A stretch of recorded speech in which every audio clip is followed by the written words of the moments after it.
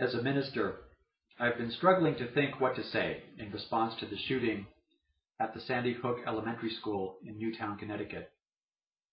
I knew I must address it somehow.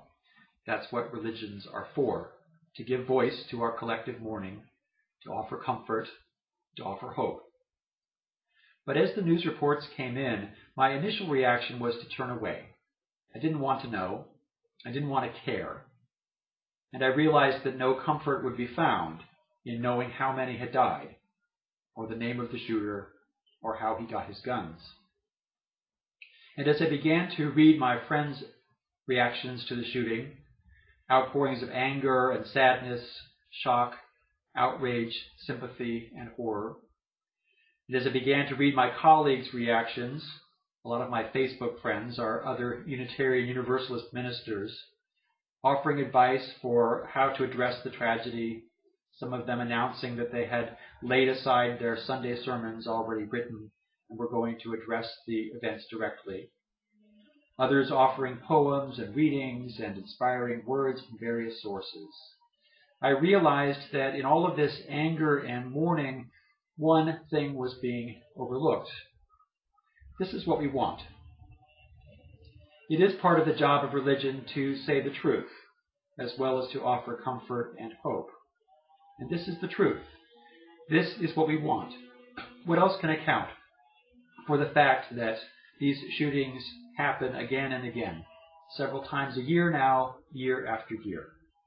In August, there was a shooting at a movie theater in Denver, a shooting a few weeks ago in Portland at a shopping mall, now another shooting just outside of Rochester. There was a shooting earlier this year at a Sikh temple in Wisconsin, a shooting at a spa in Atlanta, and a shooting at a hair salon here in Seal Beach, just south of Los Angeles. I struggled hearing of the elementary school incident, as horrible as it certainly is, to find the sense of shock and outrage that my friends and colleagues were feeling. I turned away both to protect myself from feelings that I didn't want to feel, and also from a sense of despair due to an endless repeating of this same situation. This isn't news, I said to myself as I turned off the radio. Immediately, there are calls for stricter gun controls, and absolutely we need stricter gun controls, but we are not going to have stricter gun control in the United States. This is what we want. We might fiddle around the edges with gun control laws, banning assault weapons or requiring background checks at gun shows, but neither of those things would have avoided this tragedy, and we are absolutely not going to have the kind of meaningful gun control in the United States that would avoid this tragedy, because this is what we want. And anyway, a country awash in 300 million guns, almost as many guns as there are people in the United States, is not the only cause of this latest tragedy and others like it. We are a country awash in all kinds of violence. Violence is entertainment in the United States, movies, and video games, and football. We are a country awash with young men who cannot find employment. Many men and women are out of jobs, but in particular, we don't know what to do with our young men. We have no positive place for them to channel their passion and strength and risk-taking and courage.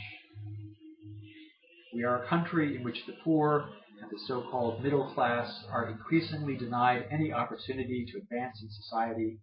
The 1% have sailed off into the stratosphere, and the rest of us will likely never achieve the dream that used to inspire our hope and our work. So we despair. We are a country in which the government is controlled by wealthy individuals, powerful corporations, and well-funded lobbyists, not least the NRA. Individual citizens who used to have a voice in our democracy are placated by an annual ritual of an election day, but we have little real influence on our elections or on the policies that govern us. So, young men have no power in society, and they have no way legitimately to become powerful, and as men particularly, they suffer from feeling powerless in the world. And they learn from watching television and playing video games that one way for a lone man to feel powerful is to shoot guns.